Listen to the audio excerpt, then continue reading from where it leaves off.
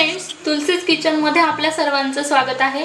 आज मी तुम्हाला कोल्हापुरी झणझणीत तर्रीवाली मिसळ कशी करायची त्याची रेसिपी घेऊन आली आहे। आपण मसाला कसा बनवायचा तेही पाहणार आहोत आणि मग मिसळ करणार आहोत। चला तर मग पाहूया मिसळ कशी बनवायची।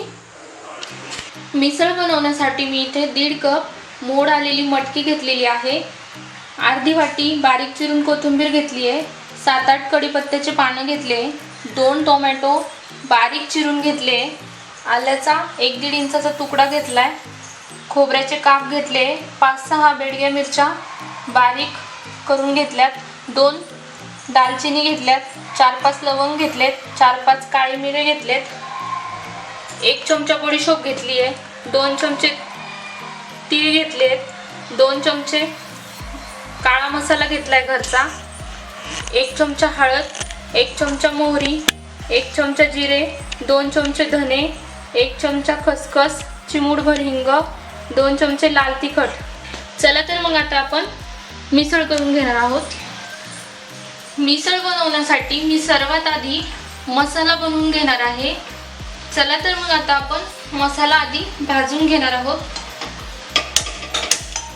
हे बघा, मी गॅसवर एक पॅन ठेवलाय, त्यामध्ये मी आता सगळे हे मसाले घालून घेणार आहे आणि भाजून घेणार आहे।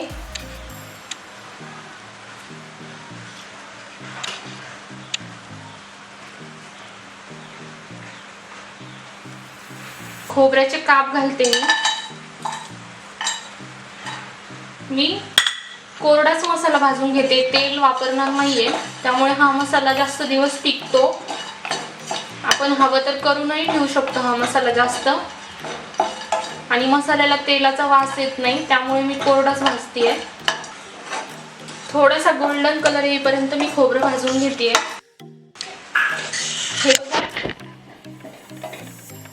मी खोबऱ्याचे काप थोडेसे कलर चेंज होईपर्यंत भाजून घेतले। त्यामध्ये मी आता बेडग्या मिरच्या टाकते, दालचिनीचे 2 तुकडे टाकते, 5-6 लवंगा टाकते, 5-6 काळे मिरे टाकते आणि 1 आल्याचा तुकडा, आणि यामध्ये मी जिरे घालते थोडेसे 1 चमचा, आणि 2 चमचे धने घालते, 2 चमचे गावरान तीळ घालते, 1 चमचा खसखस घालते। यामध्ये तुम्ही मेथीचे दाणेही घालू शकता आपल्या आवडीनुसार। आणि ही माझी जैन मिसळ आहे, तुम्ही यामध्ये हवं तर लसूणही टाकू शकता। मी हे आता थोडंसं भाजून घेणार आहे। हे बघा, मी छान मसाले भाजून घेतले, छान सुगंध सुटलाय मसाल्यांचा। खूप भाजायचे नाहीये, थोडेसे हलकेसे रंग चेंज होईपर्यंत भाजायचे। आता मी हे मिक्सरच्या भांड्यामध्ये काढून त्याची पूड करून घेणार आहे आणि आपला कोरडा मसाला तयार होईल, यामुळे मिसळ खूप छान लागते। हे बघा, भाजून झालंय। मी आता गॅस बंद करतेय आणि मिक्सरच्या भांड्यात बारीक करून घेणार आहे। हे बघा, मी मिक्सरच्या पॉटमध्ये सगळे भाजलेले मसाले काढून घेतले आणि आता मी त्यामध्ये 1 चमचा बडीशोप घालते, यामुळे आपल्या मसाल्याचा खूप छान वास आणि फ्लेवरही छान येतो। आता मी याची पावडर करून घेणार आहे। हे बघा, मसाला मिक्सरला बारीक करून तयार आहे, खूप छान दिसतो आणि खूप छान वासही येतोय त्याचा। चला आता आपण मिसळला फोडणी देऊन घेणार आहोत। अशाच माझ्या नवनवीन रेसिपींसाठी माझ्या चॅनलला सबस्क्राईब करा आणि बेल आयकॉनवर क्लिक करा। हे बघा, मी गॅसवर पॅन ठेवलाय गरम करून, त्यामध्ये तेल टाकलंय, तेलही गरम झालंय। रोजच्या पेक्षा भरपूर असं तेल वापरायचंय, त्यामुळे मिसळ अगदी छान तर्रीदार आणि झणझणीत होते। हे बघा, मी 4 मोठे चमचे तेल टाकून घेतलंय, त्यामध्ये मी आता मोहरी टाकते। मोहरी तडतडली की मी जिरे टाकणार आहे। हे बघा, मोहरी छान तडतडली आहे, आता मी 1 चमचा जिरे टाकून घेते, 5-6 कढीपत्त्याची पानं घातले, आणि 2 टोमॅटो मी बारीक चिरून घेतले ते टाकते. इथे तुम्ही बारीक चिरून कांदाही घालू शकता. हे छान परतून घ्यायचं आहे तेल सुटेपर्यंत. हे बघा मी थोडंसं परतवले. आता यावर झाकण ठेवून 2 मिनिट शिजू देणार आहे. त्यामुळे त्याला तेल सुटेल आणि टोमॅटोही शिजल्या जाईल. हे बघा 2 मिनिट मी वाफ काढून घेतली आहे. छान तेल सुटले आपल्या टोमॅटोला. त्यामध्ये मी आता अर्धा चमचा हिंग टाकून घेते आहे. अर्धा चमचा हळद टाकते आहे. 1 चमचा गरम मसाला टाकते घरचा आहे हा. 2 चमचे लाल मिरची पावडर टाकते आहे. आणि आपण जो हा मसाला केला होता तो आपण आपल्या आवडीनुसार जेवढं तिखट हवं आहे तेवढं टाकायचं आहे. मी हा 3 चमचे टाकून घेते मोठा. जास्त तिखट हवं असेल तर जास्त टाकायचा आहे तो मसाला. मिसळ ही झणझणीतच छान लागते. त्यामुळे तिखट हे इथे मी जास्तच वापरलेलं आहे. आता मी परत याला 1 ते 2 मिनिट झाकण ठेवते. हे बघा मी 1 मिनिट परतून घेतलाय छान. आता मी यामध्ये इथे मोड आलेली मटकी घेतली आहे.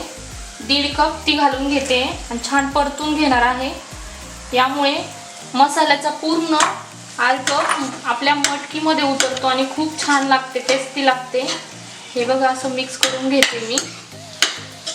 ही मटकी मी सकाळी भिजत घालून पाण्यामध्ये संध्याकाळी 5-6 वाजता सुती कपड्यामध्ये बांधून घेतली होती. आणि दुसऱ्या दिवशी सकाळी याला खूप मोड आले. पाहू शकता तुम्ही. छान अशी दिसते आणि भरपूर मोड येतात. उबदार जागी ठेवायची म्हणजे भरपूर मोड येतात. हे बघा मी परतून घेतलंय छान. आता मी यामध्ये 1 ते 1.5 कप पाणी घालते. आपल्याला जेवढा रस्सा हवा आहे तेवढं पाणी घालायचंय. आता मी यामध्ये चवीपुरतं मीठ घालून घेतेय.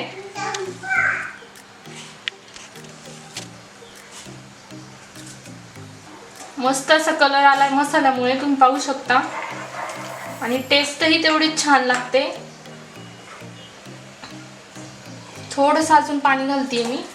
आणि आता मी ही मटकी 15 मिनिट बारीक गॅसवर शिजू देणार आहे. 15 मिनिटात छान अशी आपली मटकी शिजते. हे बघा झाकण ठेवून मी शिजून घेणार आहे. हे बघा 15 मिनिट झालेले आहे. आता आपण पाहूया मिसळ शिजली की नाही. छान अशी तर्री आली, तुम्ही पाहू शकता. झणझणीत अशी झाली आहे. खूप छान अशी स्मेल सुटली आहे. हे बघा मिसळ शिजलेली आहे. 15 मिनिटात छान शिजते. आता मी यावर कोथिंबीर टाकून घेते बारीक चिरलेली आणि मिक्स करून घेते. आणि आता गॅस ऑफ करणार आहे आणि मिसळ सर्व करून घेणार आहे. तयार झाली आपली तर्रीवाली झणझणीत मिसळ. खूप छान दिसते, तुम्ही पाहू शकता. आता मी गॅस ऑफ करते.